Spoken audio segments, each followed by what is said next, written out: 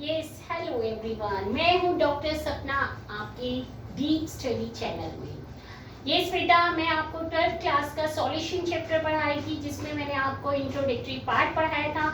आज मैं आपको बताऊंगी किस तरीके से हम कंसंट्रेशन को फाइंड आउट करते हैं। ठीक है बेटा, तो let's start it. The concentration, how can you express the concentration? तो एक्सप्रेसिंग द कंसंट्रेशन,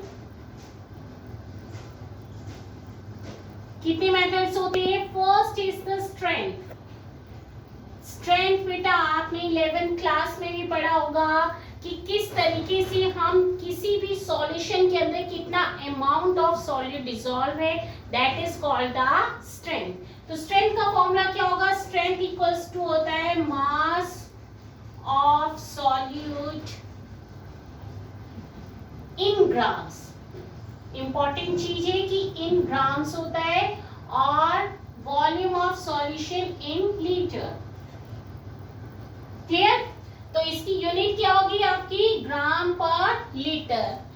जब आप फॉर्मूले की यूनिट देखते हैं तो हमें पता लग जाता है कि इसका फॉर्मूला क्या होगा। तो आपको पता है कि mass of the solid per litre में डिसॉल्व है, तो that is it is meaning we are going to the strength. Clear बेटा? Next one is the molarity. Molarity very simple. Molarity क्या होता है? Number of moles of solute upon volume of solution in litre. Clear? अब यहाँ पे हम किसकी बात कर रहे हैं? नंबर ऑफ मोल्स की। अगर हम नंबर ऑफ मोल्स की बात करें तो नंबर ऑफ मोल्स होता है given mass upon molar mass. Given mass upon molar mass. Clear?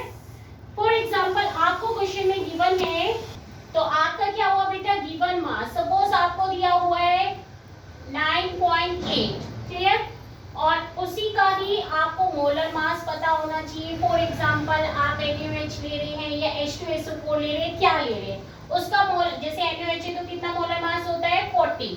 तो 40 आपका क्या हो गया? Molar mass. गिवन मास आपको कितना दे रखा है? 9. यस बेटा, तो आपका गिवन मास 9.8 अपॉन 40। तो यहाँ से आप क्या निकालेंगे? Number of moles. तो नंबर ऑफ मोल्स आप यहाँ पे पुट अप करेंगे वैल्यू।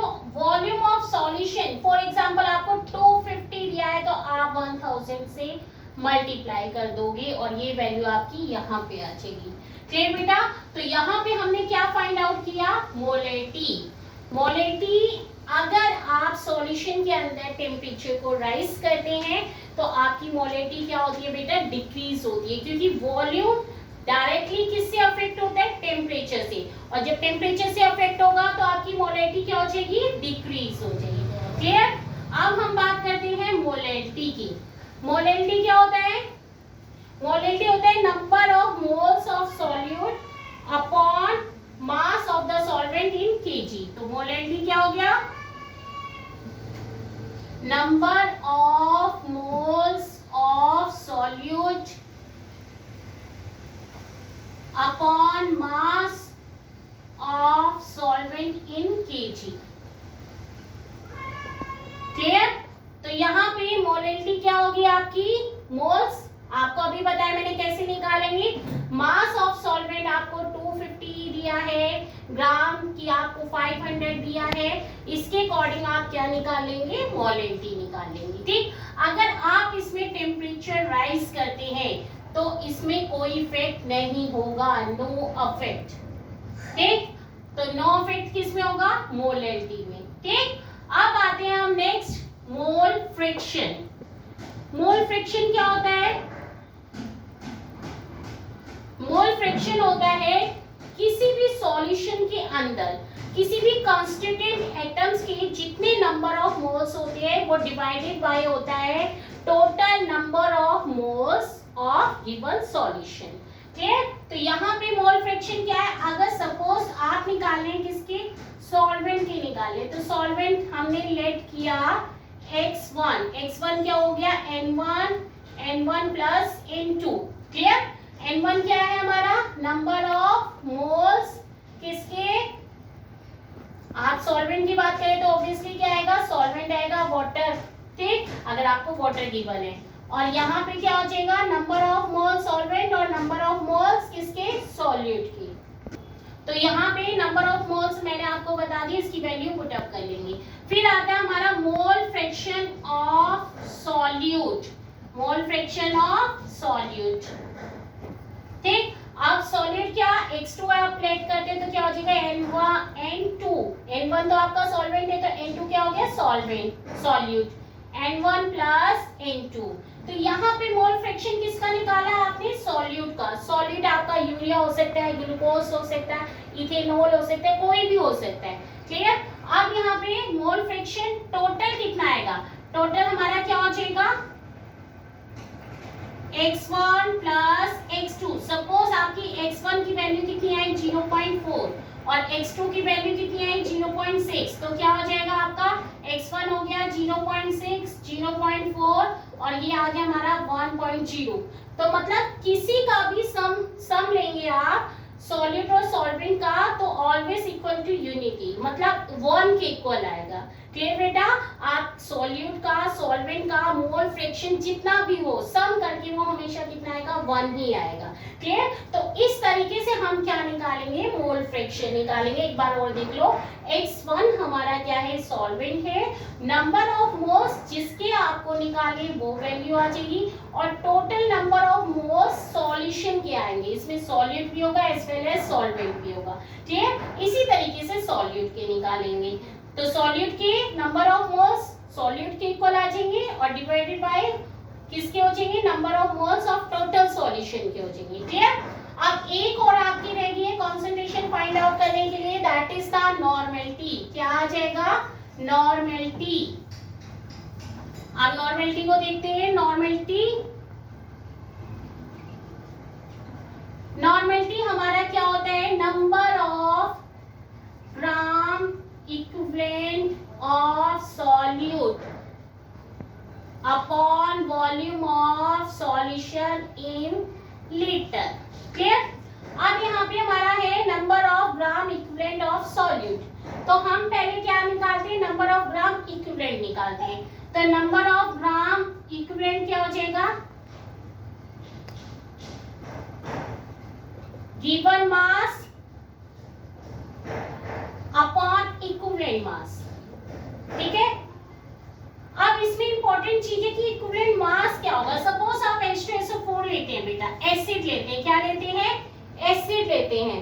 तो एसिड लेने पे क्या होगा, एसिड में आपके कितने होंगे, यहाँ पे हाइड्रोजन के 2 एटम है। ठीक, तो यहाँ पे सबसे पहले इसका क्या हो जाएगा, मॉलिक्यूलर मास। क्या हो जाएगा, मॉलिक्यूलर मास। H2SO4 का निकाल के देखिए कितना आएगा, सल्फर का होता है 32, इसका होता है एक ऑक्सीजन का 16 से 4 मल्टीप्लाई करेंगे 64 और हाइड्रोजन के 2 तो 4 कितना हो गया 8, 6 3 9 98 अपॉन ये एसिड है तो इसकी हो जाएगी बेसिसिटी। क्या हो जाएगी, बेसिसिटी।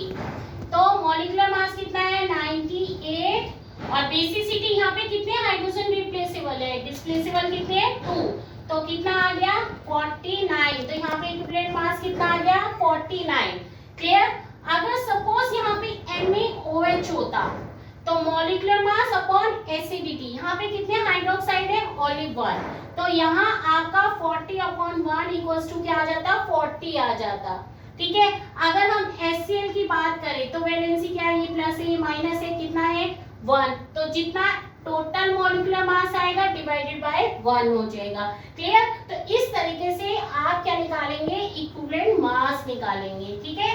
जब इक्विवेलेंट मास आप निकालेंगे तो गिवन मास, सपोज मैं क्वेश्चन आपको देती हूँ कि अगर आपके H2SO4 में H2SO4 गिवन जो है वो है आपका 4.9 ग्राम। ठीक है। और ये जो डिसॉल्व है ये आपका डिसॉल्व है 250 ml ऑफ सॉल्यूशन में। क्लियर। तो इसका आपको नॉर्मेलिटी फाइंड आउट करनी है। क्या करनी है, नॉर्मेलिटी फाइंड आउट करनी है। ठीक। तो आप डायरेक्ट आप वैल्यू रखोगे भाई गिवन मास कितना दिया है 4.9। ठीक। अब इक्विवेलेंट मास अभी मैंने निकाल के दिखाया था आपको, इक्विवेलेंट मास कितना था 98/2 कितना आ गया था 49, तो ये कितना हो गया 49। 9 हो गया। क्लियर? अब कितने में डिसॉल्व है ये? 250 में। ठीक, और यहाँ पे ऊपर हमारा क्या आ जाएगा? 1000। अब ये 4 टाइम गया, ये 0.1 आ गया, तो कितना आ गया आपका? 0.4 एंड नॉर्मेलिटी आ गई। ठीक, इस तरीके से आप क्वेश्चन को सॉल्व करेंगे। तो हमें क्या चीज पता होनी चाहिए? अभी ये पता होना चाहिए नंबर ऑफ ग्राम इक्विवेलेंट क्या होता है। ये कैसे निकालेंगे? Given mass upon equivalent mass, उसके बाद divided by volume of solution हो जाएगा। जैसे हमने यहाँ पे 250 रखा, और जब हमारा ml में है तो लीटर के लिए मल्टीप्लाई कर देंगे। क्लियर? तो आपकी नॉर्मेलिटी क्लियर होगी। तो इस तरीके से आपने सॉल्यूशन की क्या निकाली बेटा? कंसंट्रेशन निकाली। क्या निकाली? कंसंट्रेशन निकाली। ठीक है, अब इसमें आपके एनसीईआरटी में बहुत सारे एग्जाम्पल है, इंटेक्स क्वेश्चन भी है। आप एक बार करने की कोशिश करोगे तो कोई प्रॉब्लम नहीं होगी, बट आप जितना प्रैक्टिस करोगे कॉपी के अंदर उतना ही आपको समझ में आएगा। तो मोलेटी, नॉर्मेलिटी, मोल फ्रैक्शन, थोड़ा सा घुमा के मोलेटी में इस तरीके से भी दे देते हैं। जैसे कि आपको बताया कि डेंसिटी दे दिया आपको क्वेश्चन में कि डेंसिटी आपकी है 4.58 है, तो इसकी मोलेटी बताइए। तो आपको पता है डेंसिटी क्या होती है? डेंसिटी होती है, क्या होती है? Mass upon volume. ठीक, अब यहाँ पे आपको डेंसिटी पता है, मास पता है, वॉल्यूम आप निकाल देंगे। और मोलेटी में क्या चाहिए होता है? मोलेटी में नंबर ऑफ मोल्स चाहिए होते हैं और वॉल्यूम चाहिए होता है। ठीक, तो इस तरीके से आप क्या निकाल लेंगे? वॉल्यूम निकाल लेंगे। तो क्वेश्चन थोड़ा सा ऐसे नहीं आपको डायरेक्ट वैल्यू गिवन होगी, आपको क्वेश्चन थोड़ा सा घुमा के भी दे सकते हैं। ठीक है बेटा, अब मैं आपको नेक्स्ट टॉपिक बताती हूँ। कंसंट्रेशन हमने निकाल लिया, कोई प्रॉब्लम होगी तो आप कमेंट करके जरूर मुझे बताना। अब मैं नेक्स्ट आपको पढ़ाती हूँ सॉल्युबिलिटी क्या होती है। ठीक है, तो सॉल्युबिलिटी होती क्या है? क्या होती है सॉल्युबिलिटी? सॉल्युबिलिटी का मतलब, जैसे आपने एक गिलास पानी लिया, पानी के अंदर आपने 1 स्पून क्या डाला? टेबल सॉल्ट डाला। ठीक है, यस बेटा, तो सॉल्युबिलिटी में आपको एक बार बताती हूँ। ये सपोज हमारा एक गिलास पानी है। ठीक है, मैंने इसमें 1 स्पून सॉल्ट डाला। अब मैंने इसको स्टायर किया। ठीक, स्टायर करने पे आप देखिए इसके मॉलिक्यूल्स वाटर के अंदर कंप्लीटली डिसॉल्व हो रहे हैं। ठीक, हो रहे नहीं हो रहे? हो गए। तो ये जब हमारा सॉल्यूट के मॉलिक्यूल्स कंप्लीटली डिसॉल्व हो जाते हैं सॉल्यूशन में, कंप्लीटली सैचुरेटेड सॉल्यूशन बन जाता है, इसको हम क्या बोलते हैं? सॉल्युबिलिटी बोलते हैं। ठीक, अगर सपोज हम इसमें शुगर डालें तो शुगर क्या होगा? थोड़ा टाइम लेगा। क्यों? क्योंकि वो पोलर कंपाउंड नहीं है, और सॉल्ट क्या है? कंप्लीटली पोलर है। पोलर को पोलर में डिसॉल्व करेंगे तो इसलिए सॉल्युबल हो जाएगा। तो मैं अगर सिंपली डेफिनेशन आपको बताऊं कि सॉल्युबिलिटी होता क्या है? सॉल्युबिलिटी होता है कि किसी भी सॉल्यूट की मिनिमम अमाउंट को अगर हम कंप्लीटली डिसॉल्व करते हैं पर्टिकुलर या 100 आपने ले लिया सॉल्वेंट के अंदर, तो दैट इज फॉर्म द क्या बनाता है? Solution. This is called solution. और सॉल्यूशन के अंदर जो प्रोसेस होता है सॉल्युबिलिटी को, उसको हम क्या बोलते हैं? डिसॉल्यूशन। अब देखो, आप सॉल्यूट लिया यहाँ पे और सॉल्वेंट लिया, तो ये क्या बनाएगा? आपका सॉल्यूशन बनाएगा। ठीक है, जब सॉल्यूट के मॉलिक्यूल्स कंप्लीटली सॉल्वेंट के अंदर डिसॉल्व हो जाते हैं तो वो क्या बनाता है? सैचुरेटेड सॉल्यूशन बनाता है।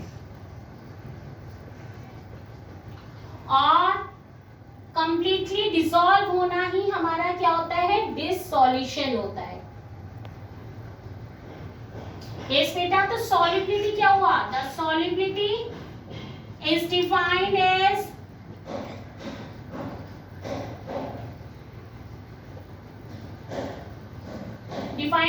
मैक्सिमम अमाउंट किसका? मैक्सिमम अमाउंट किसका? सॉल्यूट का। maximum amount of solute at particular temperature।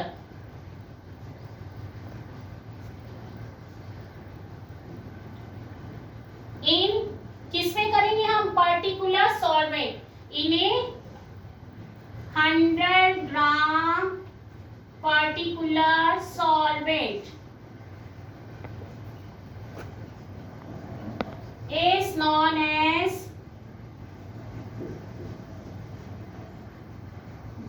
Solution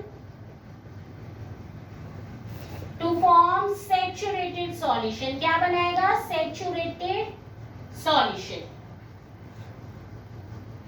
clear? तो क्या हो गया सॉल्युबिलिटी? हमने मैक्सिमम अमाउंट लिया सॉल्यूट का और पर्टिकुलर सॉल्वेंट में। यस बेटा, तो ये हमारा सॉल्यूशन हो गया सॉल्युबिलिटी। सॉल्यूशन के अंदर हमने क्या पढ़ ली? सॉल्युबिलिटी। क्लियर? अब हम पढ़ेंगे इसके फैक्टर्स की सॉल्युबिलिटी किस तरीके से अफेक्ट होती है। तो क्या क्या फैक्टर्स होते हैं? Factors affecting the solubility. Clear? First point आता है हमारा nature of solute and solvent. इसमें एक फंडा है लाइक, डिसॉल्व, लाइक। जैसा होगा वैसे में ही डिसॉल्व होगा। क्लियर? तो फॉर एग्जांपल अगर हम NaCl डिसॉल्व कर रहे हैं, NaCl क्या है? पोलर। किसमें कर रहे हैं हम? वाटर के अंदर। ठीक है, तो वाटर भी क्या होगा हमारा? पोलर होगा।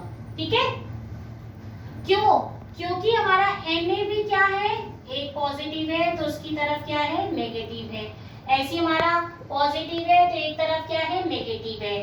तो पहले क्या होगा? जो हमारा वाटर है, वाटर में NaCl आपने डिसॉल्व किया। ठीक, तो जैसे ही आप NaCl, तो आप क्या करते हैं बेटा? किसी भी चीज को डिसॉल्व करते हैं तो आप पोलर को जो पोलर में डिसॉल्व करेंगे तो सॉल्युबिलिटी अफेक्ट करेगी, क्योंकि पोलर क्या है? पॉजिटिव नेगेटिव आयंस है और पोलर सॉल्वेंट भी क्या है? पॉजिटिव नेगेटिव है। कोई भी सॉल्वेंट जब अपने अंदर डिसॉल्व करता है तो क्या होता है? पहले सॉल्यूट के पार्टिकल्स डिसोसिएट होते हैं, तो ऑलरेडी वो आयंस में है तो उसमें क्या होगी? Lattice energy. डिसॉल्व होने के लिए क्या चाहिए? Hydration energy. तो हाइड्रेशन एनर्जी क्या होनी चाहिए? लैटिस एनर्जी से ज्यादा होनी चाहिए, जिसकी वजह से वो इससे डिसॉल्व हो जाएगा। अगर हम पोलर को किसमें डिसॉल्व करेंगे? नॉन पोलर में, तो वो डिसॉल्व नहीं होगा। जैसे पानी के अंदर आप ऑयल को डिसॉल्व करते हैं तो नहीं होगा। ठीक है, अगर पानी के अंदर शुगर मॉलिक्यूल्स को करेंगे तो हमारा क्या होगा? थोड़ा टाइम लेगा, क्योंकि शुगर मॉलिक्यूल क्या है बेटा? आपके कोवलेंट है। ठीक है, अब नेक्स्ट बात आती है हमारी टेम्परेचर। तो टेम्परेचर में क्या होगा? अगर आपकी रिएक्शन क्या है? एंडोथर्मिक है। क्या है? एंडोथर्मिक है।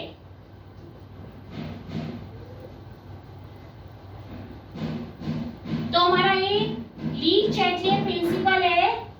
ली चैटलियर क्या बताता है? अगर रिएक्शन में हीट इस साइड है तो हमारा इक्विलिब्रियम किस साइड शिफ्ट होगा?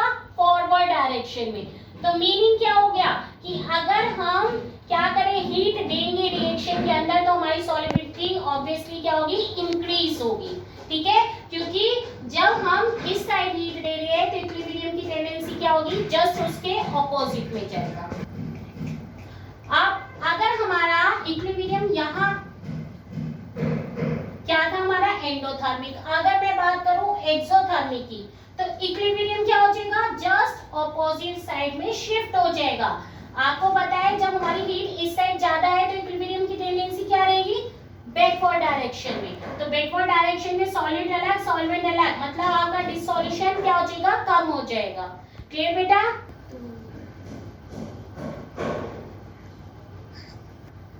तो आपकी क्या होगी? सॉल्युबिलिटी डिक्रीज हो जाएगी। तो आपको याद रखना है, अगर एंडोथर्मिक है और टेम्परेचर आप राइज करेंगे, टेम्परेचर राइज करेंगे तो सॉल्युबिलिटी भी क्या होगी?